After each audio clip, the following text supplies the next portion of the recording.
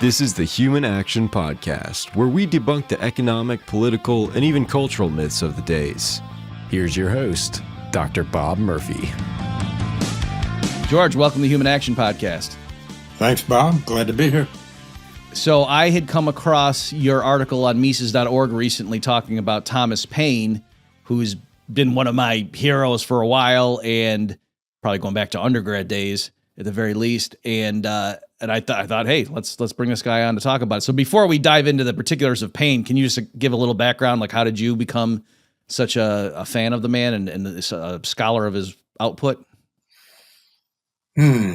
Well, I think like most people, I had heard of Thomas Paine in high school in history classes when they said, well, the American Revolution really got a shot in the arm when Paine wrote Common Sense. And as I recall, nothing in particular was said about common sense as such, or about Thomas Paine. And I just assumed he was some guy in the backwoods of the colonies that came up with this wonderful essay, and people read it and said, wow, and we went on from there. But he was a powerful writer. If you've read his stuff, you know what I mean. You just can't ignore it. And the colonies at the time, the literacy rate was rather high, and people had little else to do but read things if they wanted to know what's going on in the world. So a pamphlet written about the advantages of independence would be well received.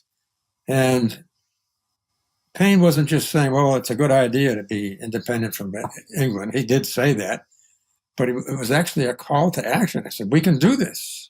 This is we don't have to just, England's the great powerful force in the world, but we are too. And if we stand up to these guys, we can win our independence. So the more I learned about that, and then the fact that he didn't just write that essay, he went and joined the Continental Army. Some of the other soldiers remarked that he was not a very good soldier, but he was a better writer than a soldier. But he nevertheless was there. He was the aide-de-camp for General Nathaniel Greene, whatever that means, whatever position that means. And he was there when Washington was hovered on the other side of the Delaware River in late December, waiting to attack the Hessians in Trenton. And the troops were just completely demoralized, cold, and so on and so forth. And Washington taps Paine on the shoulder and said, can you write us an essay? Something. These guys just want to go home. They don't want to fight anymore. So he, according to legend, borrowed a drummer's drum, scratched out this first of what became known as the American Crisis Essays, had it published, or printed at least, and took it back to camp where all the soldiers were, and Washington liked it, had his officers read it to the troops, and the troops became, hey, okay, we can. Is this the one that says, like, these are the times that try men's souls, and yes, no time for the Sunshine Patriots or something like that? Yes, that is, if ever people, it's probably one of the most famous lines in all of early American history. And that, according to a lot of historians, is what got the troops say, okay, we have something to fight for. We can, the things aren't quite lost yet. We have to go do this, and they did. Trenton was Washington's first victory. It was Paine's unique style, I think, that convinced them. In fact, the fact that Paine was there in camp, he wasn't just some guy, in Congress saying, hey, don't give up the ship. We can win this thing. He was there suffering with them. So that, I think, helped as well. Yeah. Before we get too deep into, like the reason he's famous, the reason we know him today, what fascinated me about your essay, George, was you pointed out Okay, so number one, I had known this, but it was good just to see it refreshed that this isn't like some boy that was born in Virginia or something, or even somebody who would come over, whatever, in 1740 or something, and Right. you know, maybe it's, but he really came relatively, you know, recently, right before the hostilities broke out.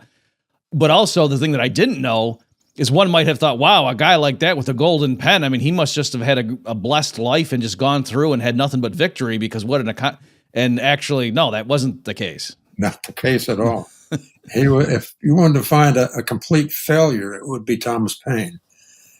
He went to school until the age of 13, I believe. He was born in a little town called Thetford, England. His father was a staymaker and a Quaker. His mother was an Anglican. But he seemed to side with his father religiously. Mm-hmm. After he dropped out of school at the age of 13, he became an apprentice in his father's staymaker business. He would, as I understand it, he took whale bones and converted them to stays for ladies' dresses. Of course, that would be the ladies that accompanied the gentlemen of the age, and not the run-of-the-mill women that they knew. So he stayed with his father's business for several years and went out on his own and came back and went out on his own again. He was married twice. His first wife died in childbirth, and as well as the child. The child died. So Paine had no progeny. And his second wife,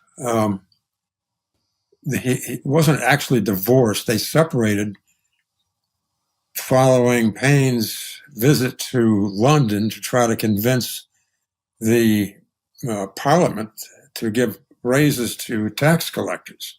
He was a tax collector at the time, an excise tax collector, and that didn't happen. He settled his debts and went on to London, where he met Benjamin Franklin.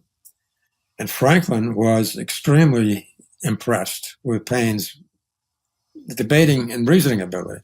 He also met some scientists there too. So Paine has always had a strong interest in science, and he could defend almost anything. So that's one of his strengths, and it's also something to be careful of. You know, you can read an essay by Thomas Paine and say, "Wow, that's a problem. That's a good point. He makes it very strongly. How can you possibly disagree with it?" And in most cases, yeah, that's, you know, the facts are there. But he could also take a position, and I don't think some people charge him with this, but he take a position that's not defensible, and make it sound like this is the way it should be.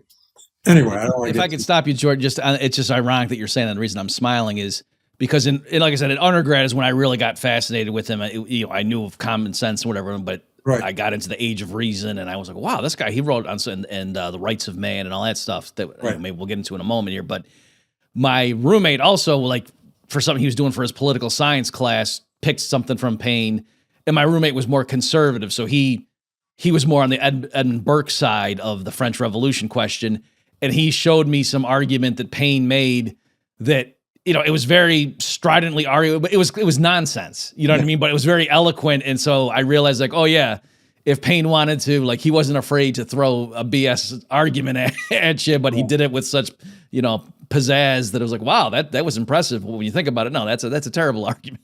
Yeah. That seemed to come, the ability to argue effectively seemed to come naturally to him. He had some experience before coming over to the colonies in, I think it was Lewes, Lewes, if that's how you pronounce it in England, where he was a member of a local debate club, so to speak. It was very informal, and he was there. Often won the crown for the best debater, and I think there is also a beer drinking thing too. So he knew, he learned how to debate, or maybe just brought on his natural tendency to debate. And he was never shy at all about voicing his opinion on anything. Really, whether it be slavery, women's rights, marriage. His commentary covered a wide range of subjects. So one thing you mentioned too, I just want to highlight, make sure people, is that one might have thought, or I guess one might have underestimated the impact of pamphleteers in, colonial America right before the Revolution, and thinking like, oh yeah, I mean, probably a lot of people couldn't even read. It was just a bunch of ignorant hicks tilling the soil, right? And maybe just some people in Philadelphia could read or something. And no, like you say, like I don't know if you have the figures saying, but I mean, Common Sense had a lot of copies that were printed up and distributed. It wasn't like 500 people read it. Oh yeah, it was a bestseller. I don't know if they had that term in those days, but it sold a lot of copies. And Paine himself, the first edition of that, he just said, Common Sense and blah blah by an Englishman, and that's that was it. He didn't put his name on it at all. And pamphlets, there are a lot of people who could read pamphlets directly. There are a lot who couldn't. And those who couldn't were eager to hear what he had to say. So you had meetings wherever, and someone would read the pamphlet aloud.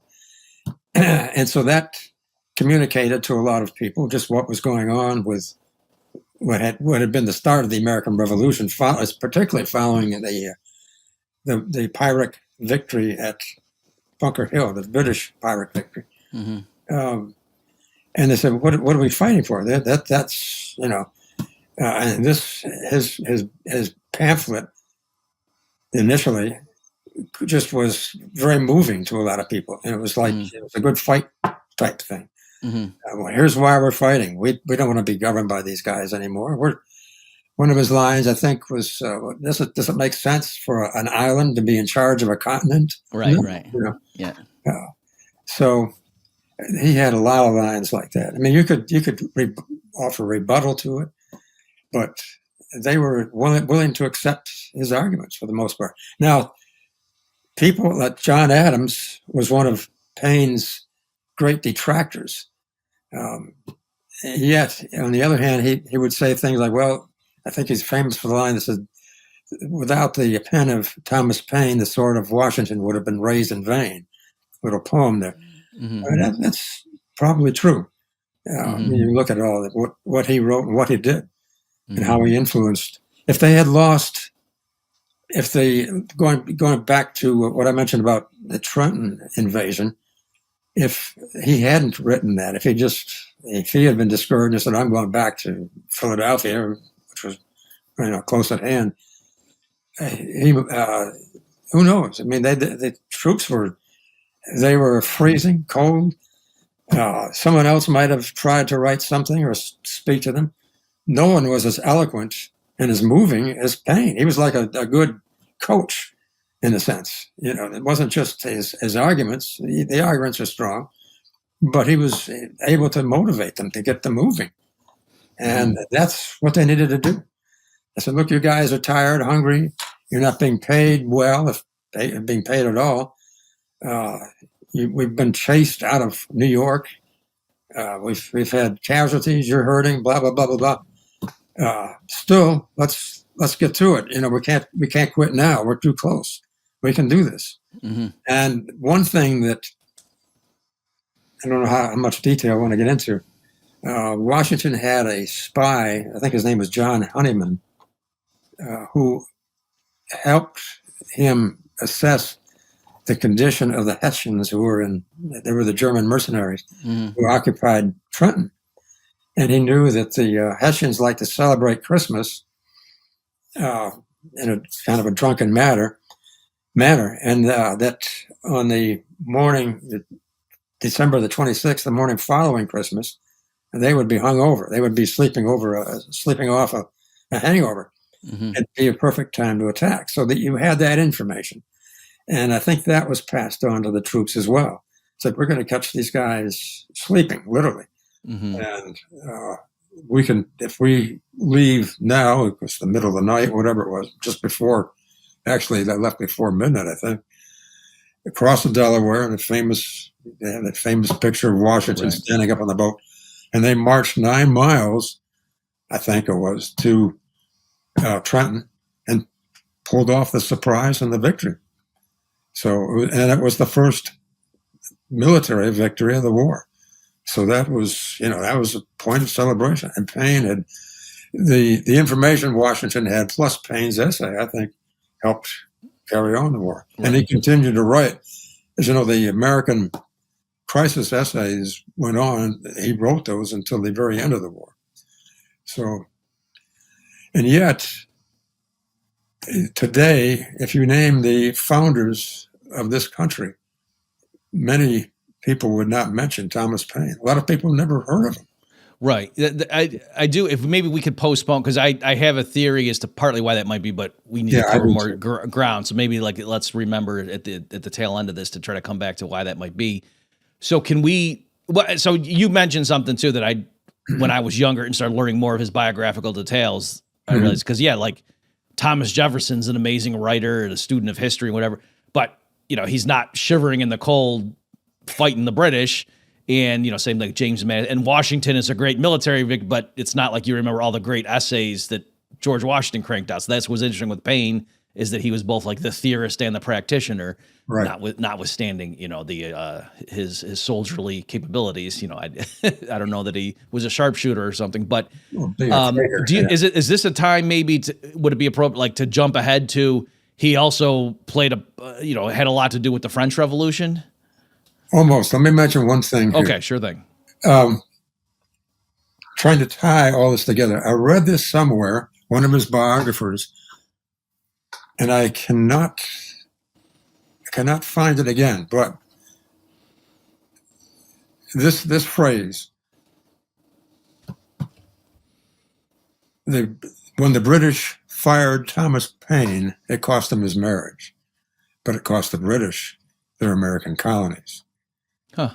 That, he left when he was fired from his job. He had no choice. Well, he had a choice, but he decided to go to London, met Franklin. Franklin sent him over here.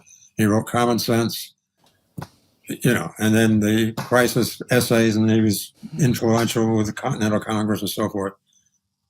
That makes a lot of sense. That ties a lot of detail together. Mm-hmm. I found that a very profound observation.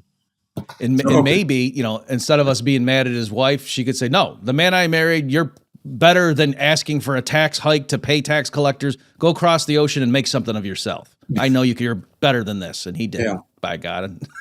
Yeah. And I also have an article that says, what if Paine had not written Common Sense? Mm-hmm. And yet you have members of Congress who wanted independence. Mm-hmm. What would they have done? Would they have tried to hire an outside writer, some pamphleteer other than Paine to write it? And what would be the result of that? Mm-hmm. And I speculated a little bit on what might happen. So anyway, you want to talk about the Paine's influence in the French Revolution? I think so. And like the him versus Edmund Burke, that sort of thing. Yeah. So is it Rights of Man? Is that the book now we should be talking about? Rights of Man was a response to Burke's speech in Parliament, as well as a book Burke wrote, attacking the principles and what was going on in Paris and France regarding their revolution. Burke was a conservative member of Parliament. He believed in the monarchy. He believed in the way things the status quo. Everything was just wonderful. Of course, he was, I don't know Burke's background. He said some good things earlier about the American Revolution. Mm-hmm. I had one point a good quote from Burke about why they were when the king was trying to punish the colonies for like dumping the tea in the Boston Harbor. He said, "You're not going to tame the patriots this way. The colonists this way." Mm-hmm. I've forgotten the quote. I'm sorry, I don't remember. But he was somewhat sympathetic to the cause. But he looked at France and said, "This is just a chaos, a crowd. They don't know what they're talking about. They don't have any kind of they're a monarchy. It's not the same thing as the United States. So the American colonies, he was critical of that, and he said that the laws that England had now to carry on those laws from generation to generation, the basic laws at least, shouldn't change. The idea of a parliament and monarchy, and Paine just tore that to pieces, and he did it in kind of a jovial style, and he dedicated it. Rights of Man was in two parts. First part was dedicated to George Washington. He believed that Washington fought for the right principles. He believed that the French were fighting for those same principles, forgetting that the colonists, they had the one monarch they had was overseas in England, and they didn't like him. They were afraid to attack the king because a lot of them were English, and they were brought up to worship the guy, worship that position at least. The authority figure was not something that they liked. France had a king that, well, I don't know how Paine went on when they decided, well, should we execute the king? He was a terrible tyrant and so forth. Paine wrote a defense of what the king did as a king, but why he should not be executed. But he and his family should be exiled, probably to America. And one of his reasonings was that the king was a good friend of the United States, of the colonists when they were fighting the British. And how would it look to the states now if the French executed the guy who was such a profound friend of the American people? Right. And that didn't go. But they attacked him for being. Said, well, you're going to take that view because you're a Quaker. And of course, Paine didn't speak French, and he wrote his defense in English, and then had a friend on the committee read it in French to the rest of them. And of course, they had many enemies. Said, no. And the first thing they did was, when they started reading this essay, they said, this isn't what Thomas Paine really believes. He's a Quaker. He's going to be for peace. He's not going to be for executing the king under any conditions. So this automatically, Paine was a Quaker, but he also advocated. He was also, in common sense, he was saying, let's continue this war and win our independence. So war was justified in that case to him. And yet he is, if you read Rights of Man, you'll find that his view on war is very contemporary to us, to libertarians at least. It's the reason wars exist is so that you can raise taxes, that kind of thing. Yeah. So can I just stop? Is this? This is a big picture kind of simplistic summary, but my takeaway from what was going on, that you had the American Revolution, obviously 1776, and then so on, is when it Declaration and so forth, and then was French Revolution, 1789, and Burke was arguing that, say what you will about the colonists breaking away and this new country, in the Americas, but they thought, rightly or wrongly, that their English prerogatives in the unwritten Constitution, and the rights that people have vis-a-vis their government and whatever, no taxation without representation, that kind of stuff. They were asserting their rights as Englishmen. They felt they weren't getting satisfaction, so that's why they broke away. So that was like a conservative break, a secession. It wasn't like a revolution in social order, whereas the French, Burke is arguing, they're overturning the monarchy, they're overturning the clergy, they're just, look at all the rivers of blood. This is just crazy stuff. Yeah. This is an angry mob. This isn't, people concerned about the protection of individual liberty. This is just an angry mob running around killing people and, breaking stuff. And then Paine was saying, no, the French Revolution really is the same spirit as the American Revolution. Yeah. I don't That was a major blunder on Paine's part. Right. But do you agree that, I mean, again, that's the big picture. That's kind of what the central theme was. Okay. Yeah. And when the Jacobins took over, there was some, there was a, how do you pronounce it? Girondists and the Jacobins. Mm-hmm. The more conservative Girondists were just pushed aside by Robespierre and his boys. Mm-hmm. And they decided that they didn't want any foreigners in their assemblies. So they picked Paine and said, get him out of here. And then he was finally put into the Luxembourg prison in Paris. And Paine thought, well, I've got contacts outside of this. I'll get. Well, he didn't have he was not popular with the people who could remove him, save him. He was only popular really with the working class, you might say. Mm-hmm. So can I just start again, just to underscore for people to get, so that, again, going back to when the more I learned about him, I thought, wow, this guy, not that I agreed with everything he wrote, but like what a heroic, bold, brave figure. Right. So he goes over to France to, try to give the intellectual justification for what they're doing. So he's their buddies, in terms of the revolutionaries. And then, but he says, hey, I don't think you should execute the king. Like, just you deposed him. He's not a threat to you anymore. He wrote a whole treatise mocking the notion of a monarchy. Like, it was really good stuff, folks. If you haven't read it, like, just going through like the very like hereditary monarchy, he just mocks that concept. Like, this is so stupid. Yes. And yet, because he said, but I don't think you should kill him, they imprison him and they're going to kill him. Like, kind of showing, that, these are your buddies and they turned on you in a heartbeat. Yeah. Well, keep in mind, he went over to England initially to find someone to build a bridge he had designed, an iron bridge. And he finally succeeded. And the reason he left the colony, he couldn't get anyone in Philadelphia to build it. Mm-hmm. So that's what I've read, at least. Whether he also had some notion of just spreading his ideas around the world, I don't know. And he became friends with Burke. They were buddies.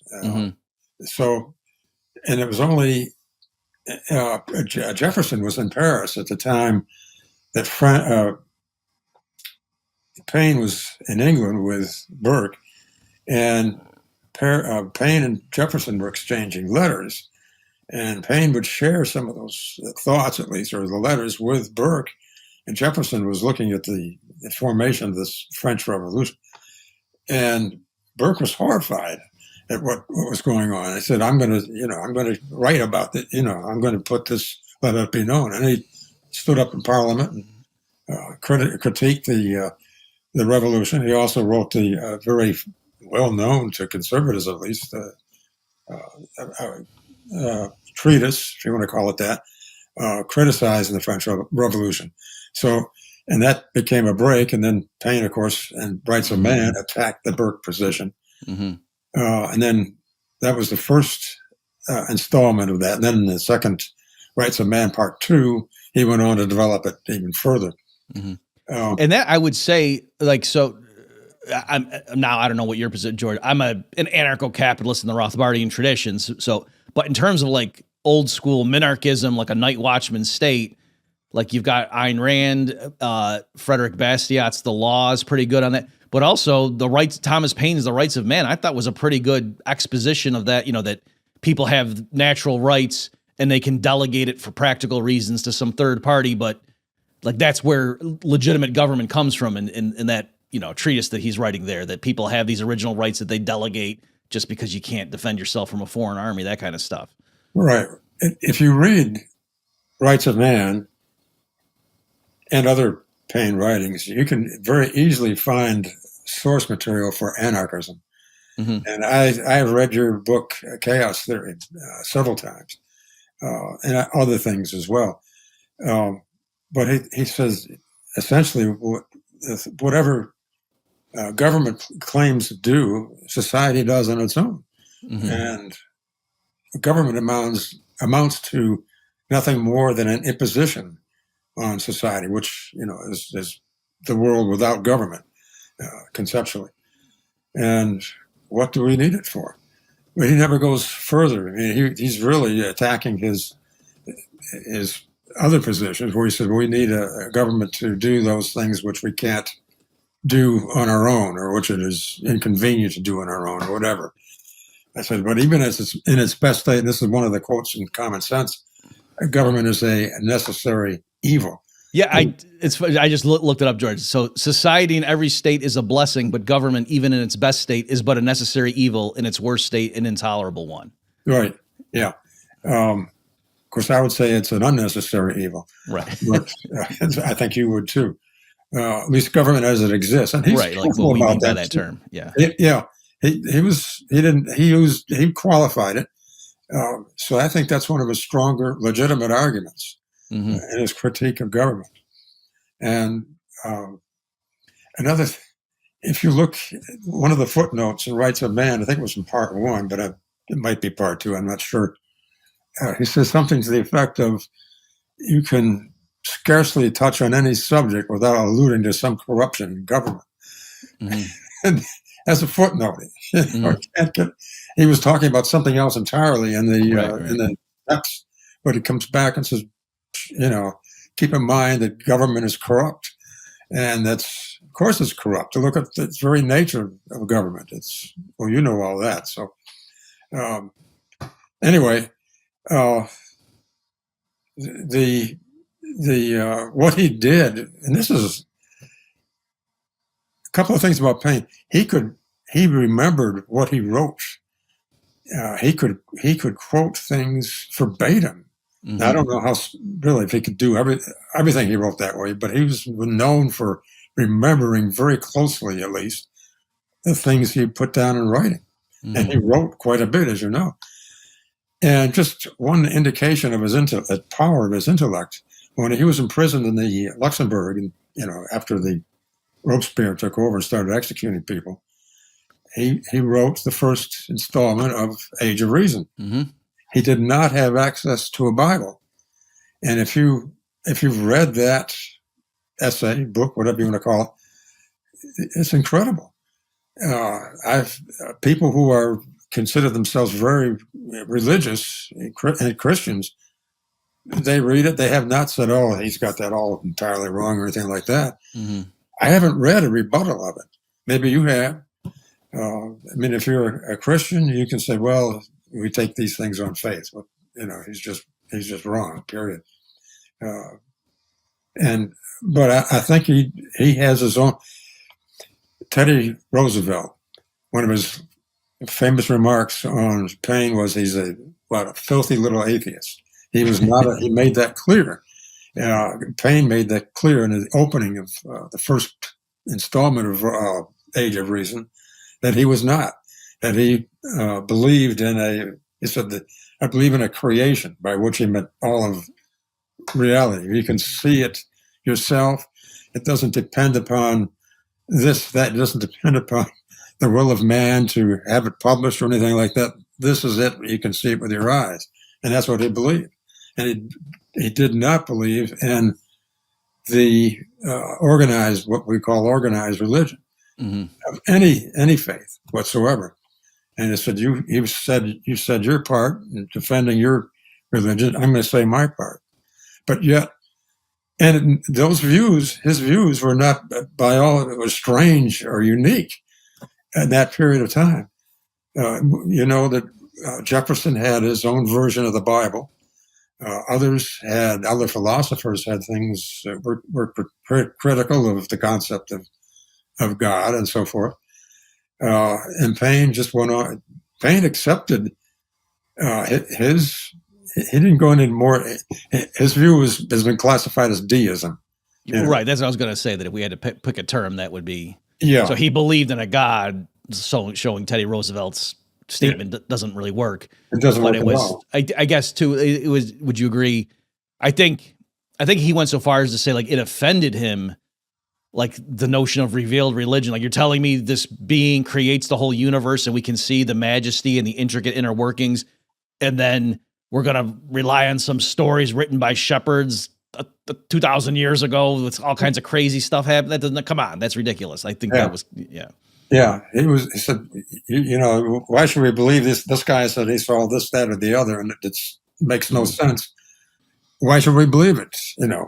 Believe what you can see with your eyes, touch with your hands, and so forth, and go from there. I don't know. I'm not familiar with Quakerism. I know they're very peaceful and so forth. But they do believe I think they believe in the Christian God. Maybe I'm totally wrong, but they're certainly not atheists. And so he was going beyond his upbringing there. Yeah, I was going to say, I mean, yeah, I'm by no means an expert on, but I don't think Quakers are deists for sure. Yeah. So I think that he was a very broadly construed Quaker, if he still used that term. But yeah, just to underscore what you said, that so he's in prison, and I think there was a period, like, it was an open question whether they were going to kill him, like right. the French revolutionaries, again, because for the audacity of him saying, don't kill the king, he's not a threat to you anymore, you deposed him. Yeah. So, and then he's sitting in there, and you're right. Well, what does he do? Does he like just do push-ups? Does he just wallow in his mid? No, he decides, you know what? I'm going to write a critique of the Christian Bible. Yeah. And he does it from memory. And then what's funny too is, I know you know this, but just I thought it was that after he gets out, he then writes part 2 of The Age of Reason, and he starts out saying something like, wow, I knew the Bible was bad from my recollection, but now that I've been furnished with a copy of it, now that I'm out of prison, like, you priests are really in for it. Yeah. So anyway, that was just kind of fun. And again, so what I'm going to do, you made me realize the story. I found his arguments compelling back when I first read that, because I was an atheist at the time. Now I've since rediscovered my faith. So I should go back, like on my own podcast. I'll probably go through and see, like, evaluate his arguments to see, because you're right. It was a pretty strong critique of the Christian theology and, the biblical accounts and whatnot. So he said stuff like, because some of the gospel, I just remember one of them. One of the gospel accounts says that after Jesus' resurrection, thousands of people rose up from the graves and were walking around. And so Paine says, are you telling me that happened, but 3 of the other writers didn't bother to write that down? They didn't think that was worth mentioning? Are you kidding me? That kind of stuff. So he'd be very difficult to argue with. So, I mean, if you go back now and read Age of Reason, I don't think you're going to say, he's totally wrong there or something like that. I mean, it's hard to argue with the guy. Yeah. Hard to come up with counter arguments, rebuttals, whatever you want to call them. But anyhow. Ironically, I sorry to keep interrupting you, but it's just funny you're saying it, because how that I was tipped off to that is I was at Hillsdale College, which I'm sure you know is very conservative. Yes. It's not officially Christian, but probably 95% of the people there were Christian. And it was in the English class. At the time, I'm undergrad. I'm actually an atheist at this point. And my English professor, who was very Christian, we said something, and he goes, oh yeah, that reminds me of Thomas Paine, who said, like, my church is my mind, or something like that. Or right. I forget the quote, but he was saying, like, I don't need organized religion because the nature and everything provides in my reason, whatever. Yeah. And then, so that was, I said, oh, really? The same Thomas Paine that wrote Common Sense was into religious stuff? And that's what made me go read it. It was funny. It was because of a complimentary thing that a Christian professor at Hillsdale told me. So anyway. Yeah. That opening, that's the opening of Age of Reason, where he talks about, you've got your point of view, and then I'm going to state mine. And he puts it, I don't believe in the, the Catholic Church, the Greek Church, or this, that, or the other. I'm in favor of no church, whatever. Mm-hmm. My own, like you said, my church is my mind. And I said, well, this is the Age of Reason. He's using his brains. Mm-hmm. And that was consistent with the Enlightenment mood of the time, too. Mm-hmm. There were a lot of thinkers who were questioning just, Spinoza and so forth, who were questioning everything, including the existence of God. And certainly the church had been, guilty of tremendous travesties against people. Mm-hmm. And he likened, one of the things, he likened the church to religion as he likened government to to liberty. I mean, the government crushed liberty, and the church crushed a true religion, which he believed was, which he called the creation with a capital C. And he had some brilliant ways of expressing that. And I would invite people who have a low opinion or have no opinion or a low opinion of Paine to read Age of Reason and just see what it means. Mm-hmm.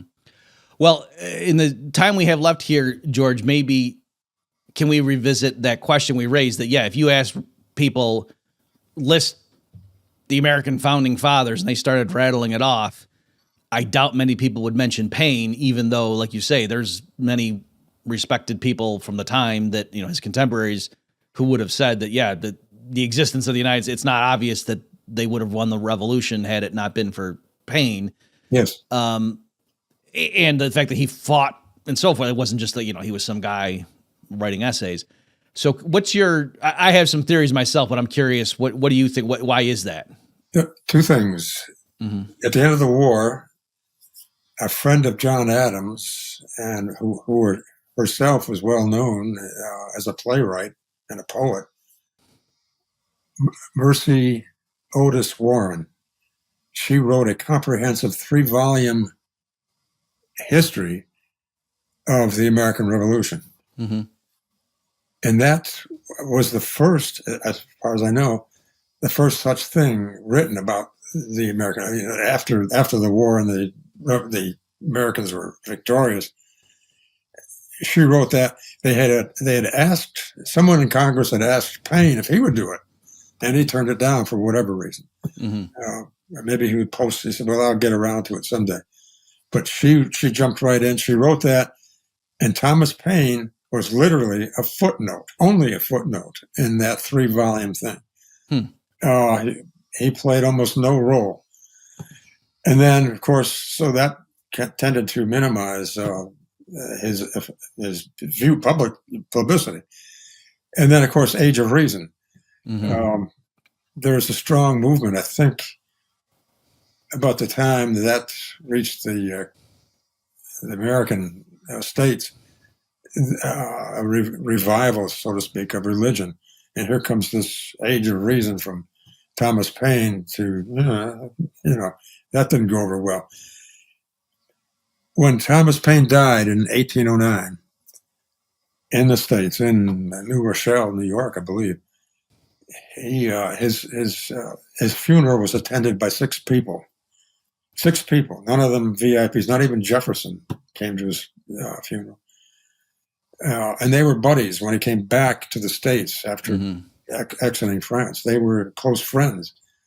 And he would enjoy supper with Jefferson and his daughters in the White House.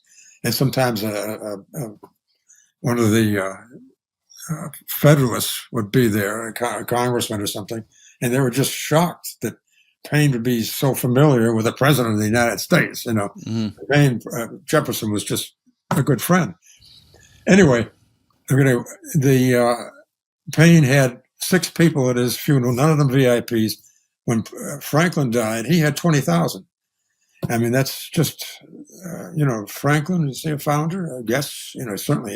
He was that's what I was going to say. Like, one possible angle would be to say, well, it's because he wasn't like in the early American government, but, Franklin had posts, and I guess, what do you go to the Continental Congress or something, but Franklin was not, Secretary of State or something, but yet he's clearly with people, what is he on the $100 bill or something, right? So yeah, he's very influential. Do you know, is it that it was just by the time Paine died, he was nothing and nobody cared? Or was it like it would have been a signal if you went to his funeral and so certain people didn't go because they didn't want to be seen going to his funeral? Both. Really. Okay. The people were afraid to associate with the author of Age of Reason. Okay. And why bother? Because here's this scholar, Mercy Otis Warren.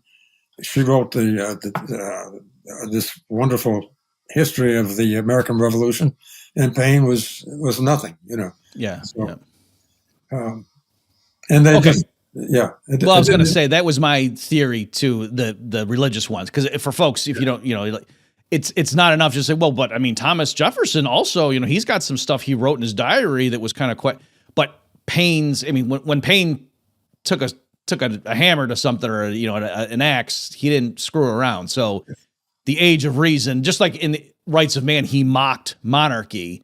in the Age of Reason, he mocks like the New Testament accounts and stuff. So you can see how back then, how scandalous that would have been. And people who liked him personally might have just said, I can't officially be associated with you at this point. Yeah, that's too bad, I think. Yeah. I mean, again, the thing about the funeral, that's anyway. Yeah. He's still one of my heroes. Okay. Yeah, no, I like the guy. Again, I can even not like now he's more human to me that, like with all of his shortcomings or whatever, he's not this mythical thing. Whereas when I was younger, I think I really picked, like if I had to pick one human being that I wanted to be, like it would have been, I want to be Thomas Paine when I grew up kind of thing. And now obviously my views have evolved and whatever. And he's a man, he made mistakes, but anyway, I can respect what he was doing. Okay. Well, do you have any final thoughts on Thomas Paine or, lessons for today, anything like that? Well, I just encourage people to, if they wonder about Paine's effect on the revolution, to remember that little phrase that, for one thing, he was not born in the colonies. Mm-hmm. He was an Englishman. And the phrase was, when the English fired Thomas Paine, cost them his marriage. They broke up, but then it cost the British their American colonies. I thought that was a very profound, very concise summary of his effect. Mm-hmm. What happened? Just if you want to put it in just a nutshell phrase, that does it. But you have to know the background. You have to know what's going on. And I think there's a lot of truth to that. And maybe just to elaborate on that again, it's not that, this was just a whiz kid, and from the time he was 8, everybody knew this guy's going to be important. That if you checked in with him in 1773, you would have thought he was a loser.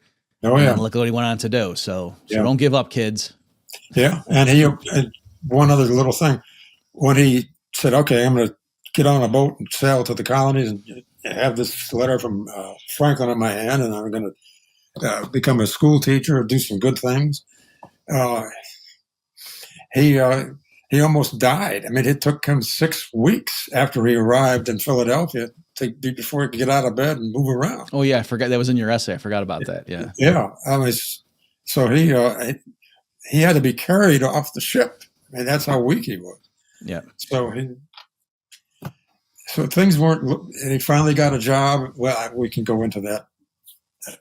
He got a job writing essays for a local magazine, and he influenced a lot of people there. He increased the circulation of the magazine.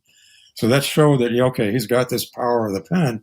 Mm-hmm. And then I think it was Benjamin Rush, who was a famous physician at the time, said, "Hey, why don't you write something about what's going on here?" This was after Bunker Hill. And just I don't know if he gave him any guidelines, but I think it was just a historical thing. And Paine had been told by as the owner of the magazine, said, "We're just writing essays we don't want opinion, we just want straight factual reporting." Paine, of course, Paine didn't follow that advice at all. And following the advice, or whatever, if he was given any advice for writing common sense, he, of course, turned that upside down and made it a very strong argument for independence. So, he was quite a character.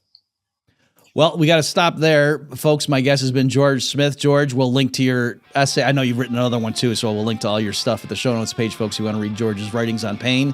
Thanks so much for your time, George. Thank you for having me, Bob. I enjoyed it immensely. Yeah, me too. Thanks, everybody, for tuning in. We'll see you next time. Check back next week for a new episode of the Human Action Podcast. In the meantime, you can find more content like this on Mises.org.